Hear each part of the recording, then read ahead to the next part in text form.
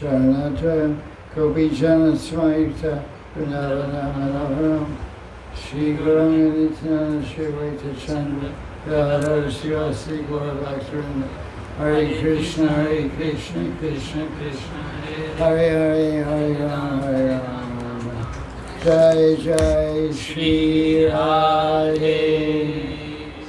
Oh, can you get my phone? It's by my light on my table, my show.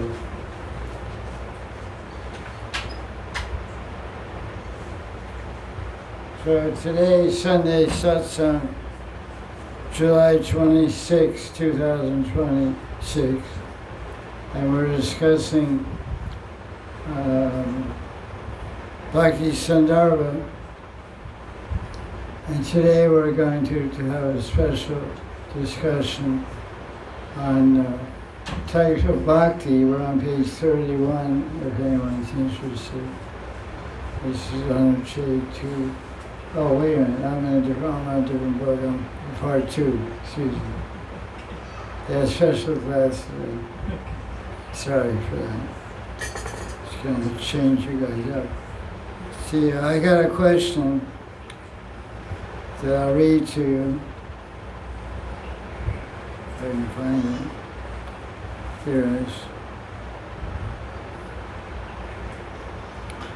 It's about Bhakti, and we're going to read from Bhakti Sandarbha, translated and commented by Sri Satyanarayana Das Babaji Maharaj. Of course, Bhakti Sandarbha is written by Sri Jiva Goswami about 500 years ago. So in Bhakti Sandarbha, Anucheta 217, and some other places, Jiva Goswami talks about three types of bhakti.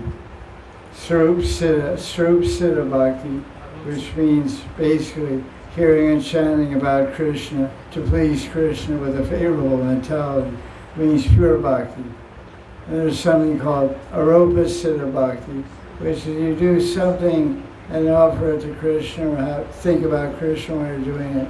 So bhakti is superimposed, because the word Arupa means superimposed. It's not really pure bhakti, it's not really bhakti, but there's a touch of bhakti there, so the person gets promotion. That's called arupa. Arupa Siddha Bhakti. It leads to perfection, but slowly and indirectly. And there's something called Sangha Siddha Bhakti, which he describes here. I'll read it. This is the Anucheta. Bhakti is of three types. Arupa, it means the attribution of bhakti to conventional and prescribed duties. That means you're doing duties that are mentioned in the Vedas, like Veda karma. Karma or dharma are interchangeable. Dharma means action, which is karma, according to Shastra. And then conventional just means driving your car to work or whatever. So that can be bhakti if you're listening to bhajan on the radio or something. Anyway, we'll get to that. And then when it's called Sangha, Sangha, as you know, means association. So this is practices that acquire bhakti's nature by association with direct bhakti. So we're not going to discuss too much. We're going to focus on one, because the question is about one, about Rupa Siddha Bhakti. We'll discuss what Jiva Goswami says, and then we'll put some other ideas there also. Let's see. Here's the question. Can you kindly elaborate what happens when a weak devotee can't stop engaging in unrecommended activities? So this devotee tries to practice Rupa Siddha Bhakti by offering those very actions to Krishna, so that one day he can overcome his unrecommended activities. So let's see what Jiva Goswami discussed. Keep that in mind. He's doing unrecommended activities. So what does that mean? The question is not saying it, but you'll get the answer by Jiva Goswami. Unrecommended activities means, breaking the principles, drinking wine. But he's a devotee, but he's, smoking marijuana or taking meth or something. This happens often. Taking hash or cocaine or different drugs, but a bhakta, so how's it figured out? So I have some entries here. So what's the next one? 35. A very detailed explanation. I'm just highlighting things. Since by this year, okay. Bhakti adds intrinsic potency, which means the internal potency of Krishna, is not directly perceptible to outward vision. And since true knowledge of Bhakti is not very widespread, there is every possibility one can mistake pseudo-devotion or quasi-devotion for authentic Bhakti. Because we say he's a Bhakta, he has neck beads. But that guy's also a devotee. He has neck beads. But one's activities are categorically different than the other ones. So they have terms like Vaishnava Praya, they have Karma Mishra Bhakti, Gyan Mishra Bhakti, all those kinds of different things. So Jiva Goswami is going to explain this. For this reason, Jiva Goswami describes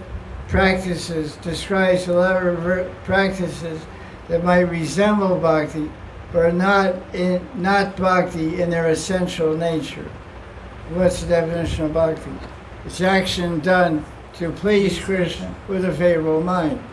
I'm not selling these drugs to please Krishna, but when I'm selling a drug, I'm giving it in a plastic envelope. In the envelope, I'm writing Shanari Krishna. I'm writing Krishna meth. Meth is a drug. Meth is really, I don't know. So, or I sell pot, and I put it in a little bag, and I write, Garanga pot. So you go in South India, you see wine shops, Krishna wine shop, Ram wine shop, Krishna beach shop. I've seen my own eyes. Because they're all Muslims in South India and everywhere, but so there's no rule for them. But that's the name of the shop. But you're getting some benefit. So let's hear what he said. So the devotional acts that are directly related to Bhagavan, such as hearing Krishna's glories, chanting or singing Krishna's name, remembering and worshiping, cleaning his temple, are bhakti by their very nature, because these acts are directly the nature of seva, which is the intrinsic characteristic of bhakti. So they are called Swarup Siddha Bhakti, or intrinsic devotion, being directly the nature of Bhagavan's Swarup Shakti. So these type of activities are Swarup Siddha. There's a form of perfection. Perfection is, the practice and perfection are the same. We're practicing hearing, chanting, remembering. When we attain prema, we'll also hear and chant, remembering. Well, the gopis do all day and night. Hearing, chanting, remembering Krishna. Govinda Damodara Madhaveti. So that's direct, that's a full absorption in Swarup Shakti. Swarup Shakti is Ladni Shakti and Samved Shakti. They're directly Krishna and the nature of Krishna. These actions, Swarup Siddha Bhakti, have the power to deliver the result to anyone who comes in contact with them, knowingly or unknowingly. In this regard, Bhakti's power to bring forth results is compared to burning fire. Fire will burn anyone who touches it, whether the person knows the power or doesn't know the power of fire. Because that's the inherent potency of fire. The inherent potency of fire is to burn.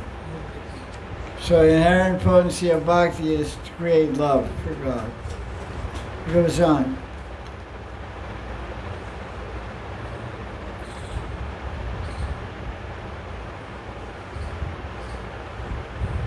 karma, which means action, there's two types of karma. One is prescribed in the Vedas, and one is just acting in the world. They're not directly related to Bhagavan. Usually, Vedic karma is related to who? Devatas, Durga, Dhanandehi, Shiva, Indra, Surya, Chandra. It's all for promotion of material benefits or elevation of heavenly planets, which is all material. It's not, the Vishnu is not there. That's called Dharma, Art, Kam. I'm doing Dharma to get art to enjoy. That's where it ends.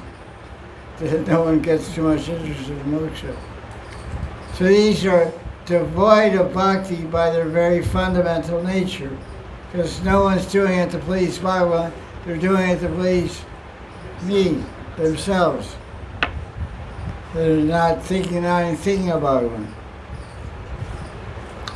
But these actions, if bhakti is superimposed on them, then it's called Rupa Siddha Bhakti. Like a guy's doing Devi Puja. He's worshiping Devi. Durga, all kinds of Durga mantras, and he said, Hare Krishna, Devi, or whatever. You know, it can be bhakti. So then he says,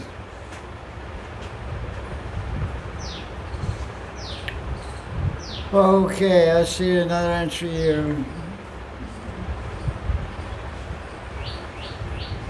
45.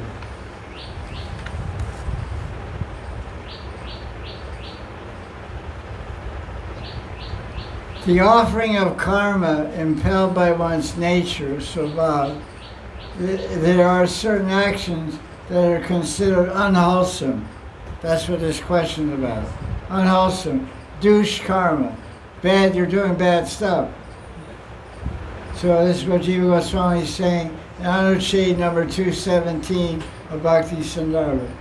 Those aspiring for bhakti, however, the issue of unwholesome actions is to be resolved by adopting one of two attitudes. So, you're doing the wrong thing, you're even doing something sinful. You're a devotee, but you're doing something sinful, and you know it. You're drinking wine, you're in Goa and you're drinking wine. Because everybody's drinking. But then you sit down and have a kirtan on the beach. There's a lot of people right now doing that in Goa.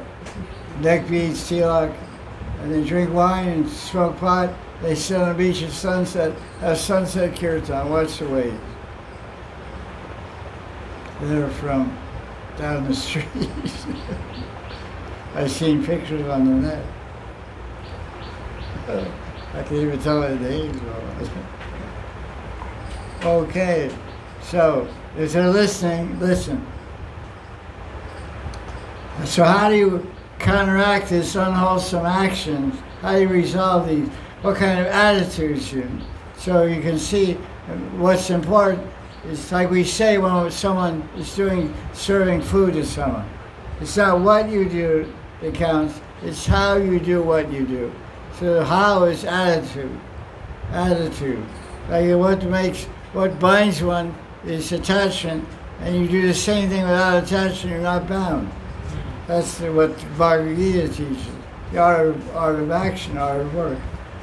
So two attitudes.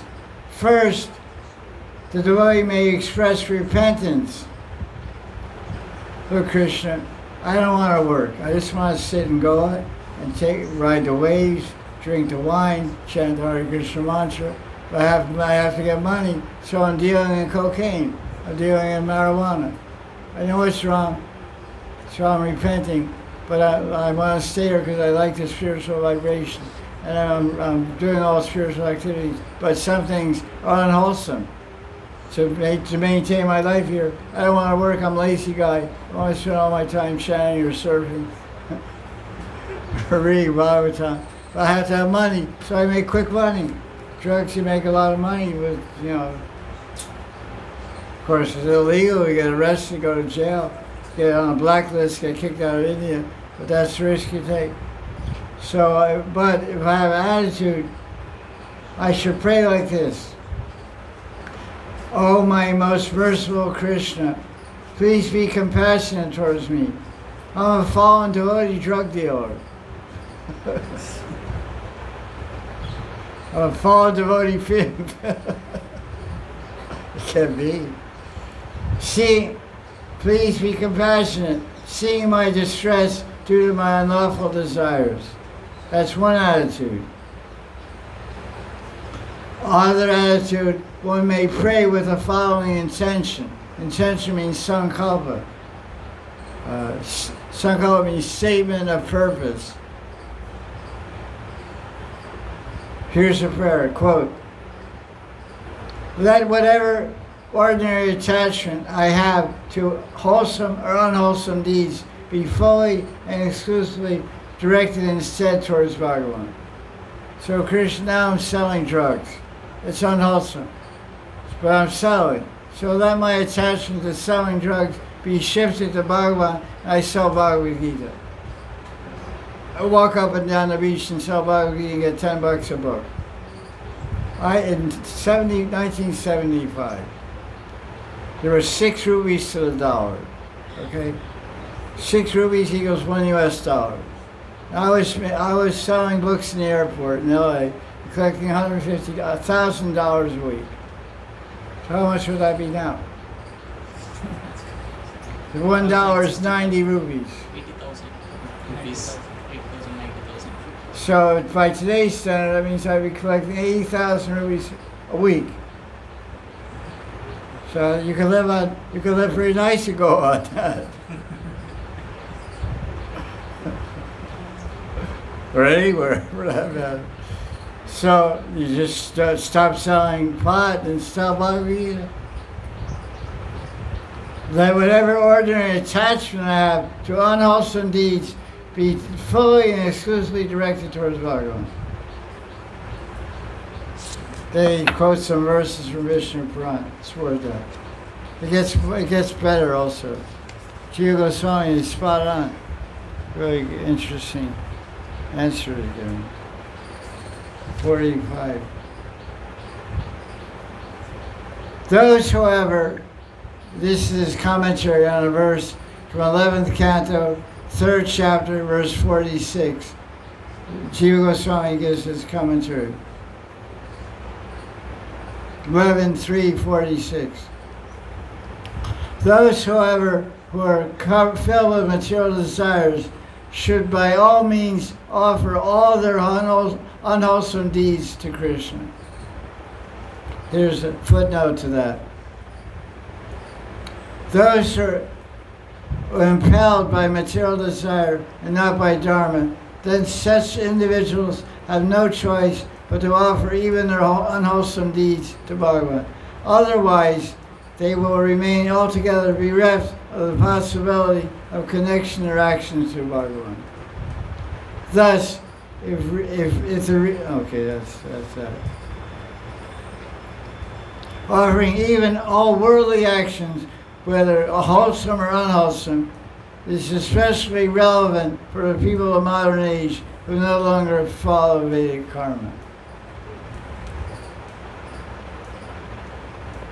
In a technical sense, karma refers to the moral duties described in the Vedas. But even secular action, that means material activities, if offered to Bhagavan, direct one's attention towards Krishna. Karma itself is not bhakti, nor is the offering of karma. Yet, while offering your karma means your actions, you're selling your pot, you're selling your whiskey, or whatever. By offering that,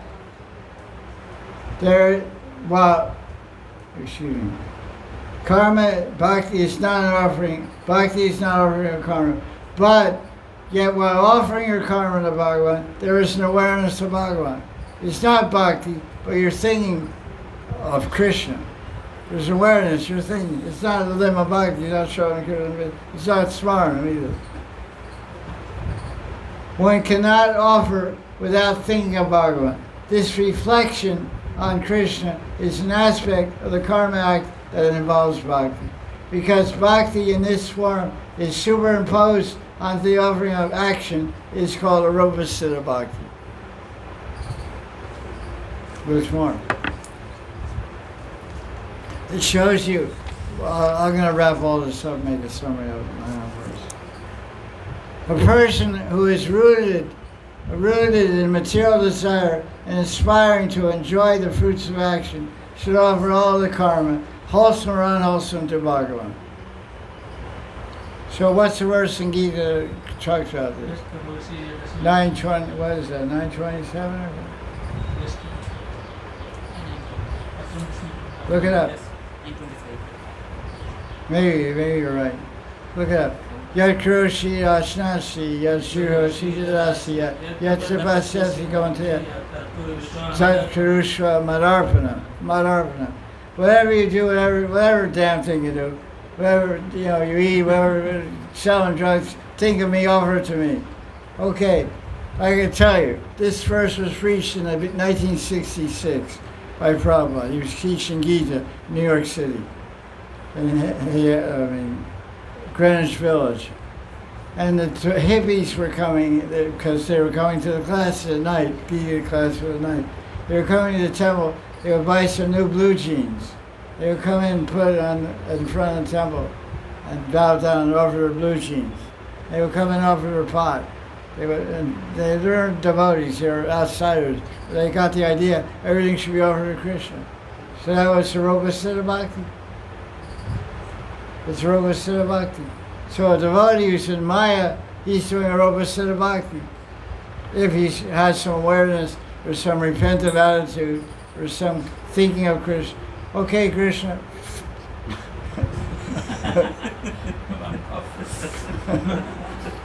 No, I'm really flying high. I think I'm going to Goloka. That's Rupa Siddha Bhakti.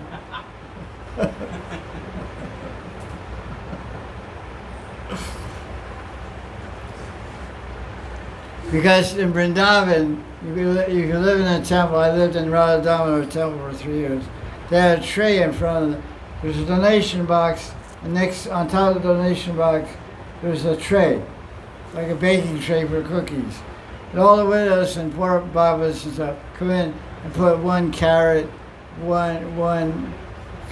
10 grains of rice, and some pollock and different things, and 1 teaspoon of flour, all kinds of stuff as an offering, because they're begging food and collecting your. So you offer something to Damodar first. That's of course bhakti. That's pure bhakti. And then the temple would take it all and give it to the birds and stuff, squirrels and stuff. And it was so nice to see. I was sitting there praying to Damodar, and some lady opens her little bag, takes out a carrot and puts it. I don't know if they ate carrots, I don't know, but so much devotion. Pacham Pushpa. What verse is it? 926. 920. No, that's 926. That's Kuroshi. 927. You looked it up? No, You jerk. Oh, you're not a jerk. Sorry. You have a phone? You have a phone. Sorry. Oh, you guys. High support team. Thanks a lot. Good support.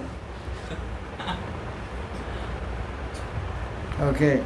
Devotees do not separately offer their actions to Bhagavan, because this is regular Sarvasiddha Bhaktas.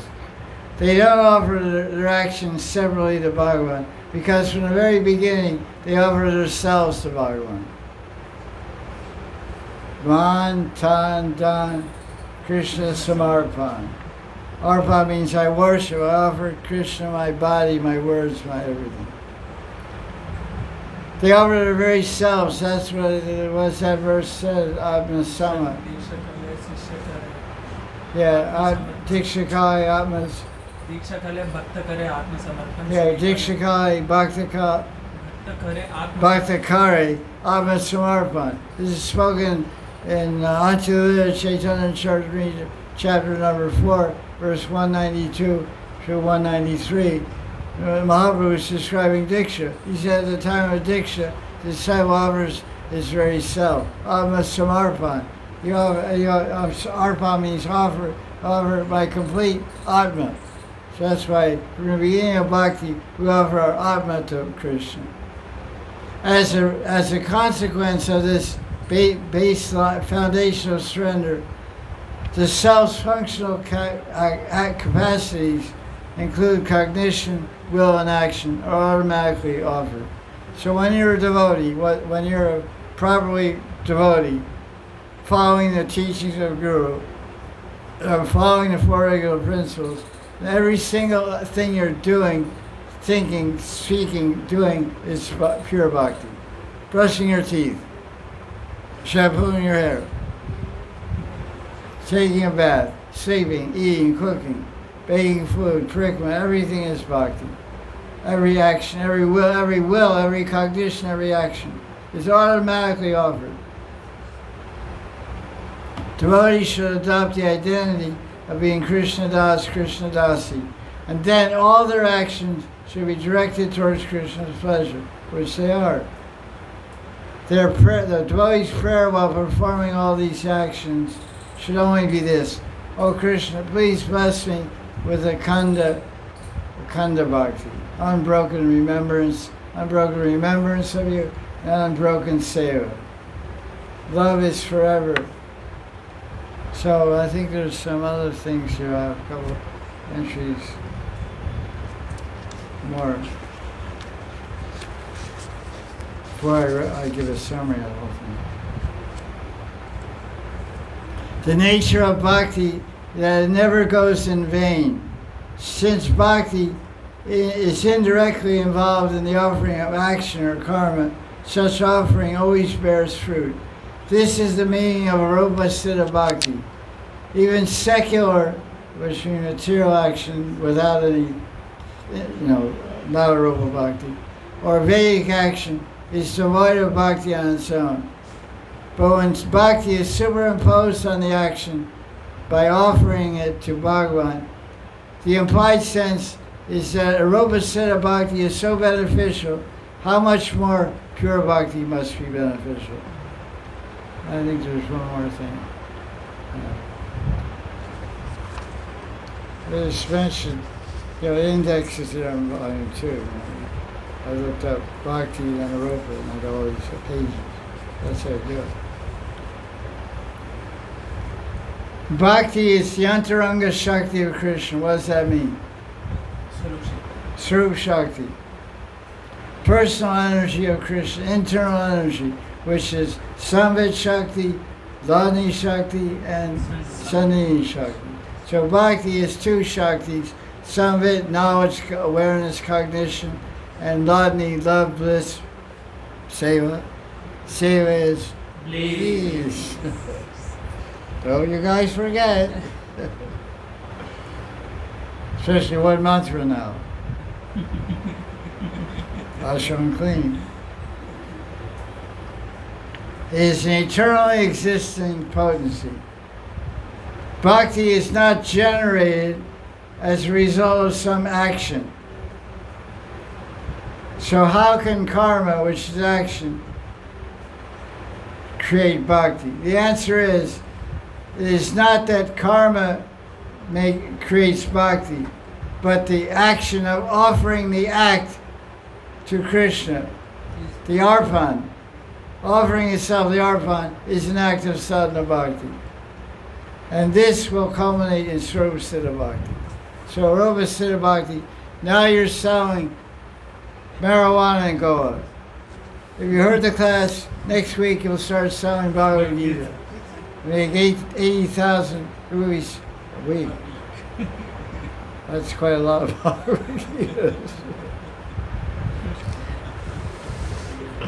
All my friends in Goa out there, I sympathize with you. I'll give you a way out. So basically what we heard is, it's a matter of attitude and awareness. You're repentant, you admit, okay, I'm fallen, I'm a dog, but I am a devotee, I worship Krishna. I'm on the Goa beach, I'm taking my foot, and I'm going in the sand where the waves break, where the waves aren't breaking, where the beach and the wet sand and dry sand mix with me. And with my foot I'm writing Krishna on the sand. Because I'm a devotee. now thinking of Krishna, now smoking pot at the same time. That's the opposite of bhakti. Because you're remembering Krishna and you're doing nonsense. So when, it's like Jagai Mata, right? So they're drinking whiskey and saying Haribo. Jai Jai. I don't know. They were because they said, hey, there's Nitai. Let's beat him up. So they threw a pot at him. Madai threw a pot at Nitai. So, hey, Nitai, take this. So they got mercy. They got prema. Gauranga took prema. He stuck his hands out. He said, take this, what do you know like that? Said Chaitanya Bhagavatam. I forget what, something about, I don't know, toast sleeve or what. Lord Chaitanya was going, went to kill Madan because he offended Nitai. And Nitai said, don't, you give mercy, don't kill him. Kill their material desire. So Chaitanya Mahaprabhu stuck his hands out. He held his hands, or put a toast sleeve in the hand, and Gauranga turned black. He became, because they were Kali personified. They were born Brahmins. One was Gopal, one was Govinda. One was Jagadananda and Madhavananda. But they didn't, nobody called them, they called them Jagai and Madai. Jagai and Madai was like derogative term because they were degraded. They had every sin you can imagine except Vaishnava Bharat. How they did that, I don't know. They robbed people, they burned people, they killed people. But they first asked them, are you a Vaishnava? Okay, we'll rob you. Go get going. That's all the Chaitanya Bhagavatam. Every sin you imagine. Murder, theft, drug trafficking, whiskey, everything. But they didn't offend the Vaishnava. So we follow all the principles. We offend Vaishnavas. So better we become Jagabhata. No, that's not allowed either. Okay. So I have some notes here. Oh, I can't read it too much. Oh, what the idea here is, what's important is the intention and dedication. Krishna accepts all actions. He gives the same result. In other words, someone is doing a Rupa Siddha Bhakti. He has some intention to connect with Krishna, dedicates his action. He gets results from Bhakti, that touch of Bhakti, but it's slower.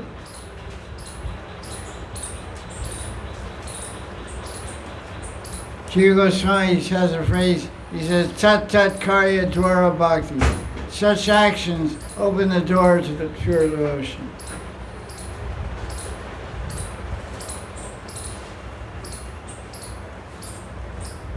Okay. So basically, there's a principle of intention. What is our intention? What is the dedication? Krishna, I'm really fallen. But I'm doing this, I'm selling these drugs. This is Sankalpa. I'm selling these drugs, but the money I'm getting, I'm using to stay here in association with devotees living here in Goa. And I want to chat with them, and we read Bhagavatam together. I'm a little fallen, but my intention is this. So that's Sankalpa, makes the Rupa Siddha Bhakti. Before any Krishna, before we do anything, we should think, Sri Krishna, I'm doing this as seva for you. It's not bhakti, it's not pleasing to you, it's against the rules, but I'm going to try, I'm going to connect with, this is going to give me facility to connect with you, to live in the association of devotees, to be here in this place, with devotees and sharing your holy name. So,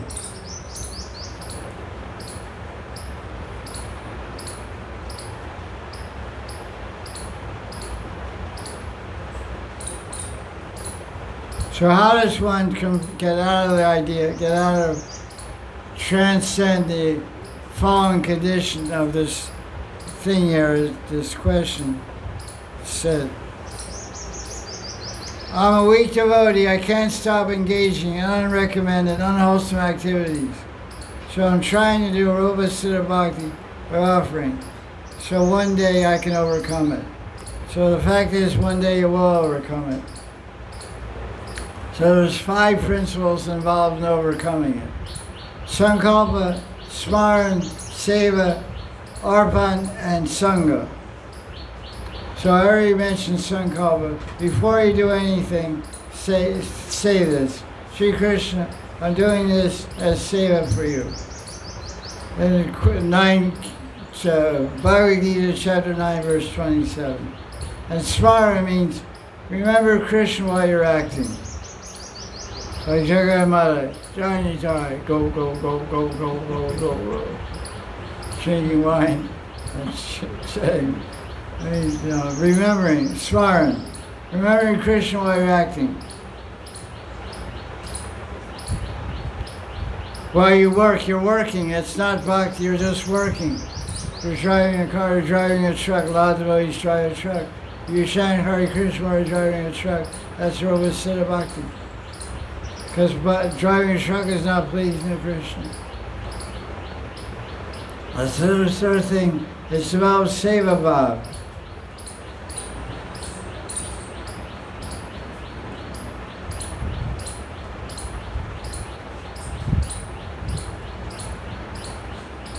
You should change the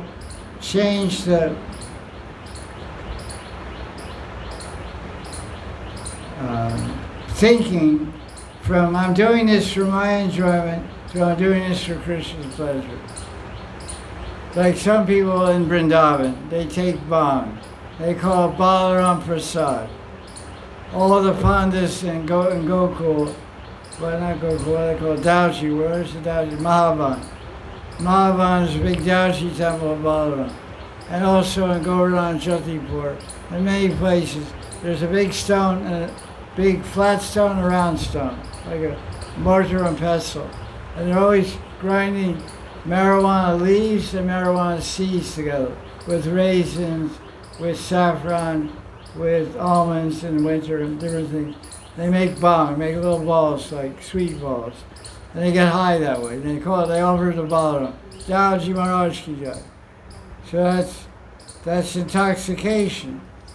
Brahmins aren't supposed to be intoxicated. So that's the kind of Rupa Siddha Bhakti. So they're doing what they're doing, but what's going on? Monkeys. Inside. Small monkey. Oh, it's okay, it's entertaining. You guys are getting bored, so I can't entertain you. He works for me, actually. After about an hour of speaking, everybody starts to want to sleep, so.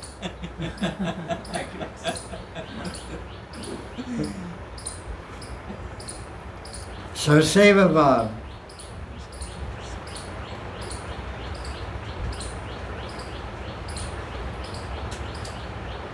The bhav, the Rupa Goswami describes the bhav of dedication converts material work into devotion. And arpanam, means you offer everything to Krishna, even if it's not offerable. Because Krishna says, Patram, Pushpam, Phalam, Put. So I'm offering, he said, Patram, I'm offering leaves.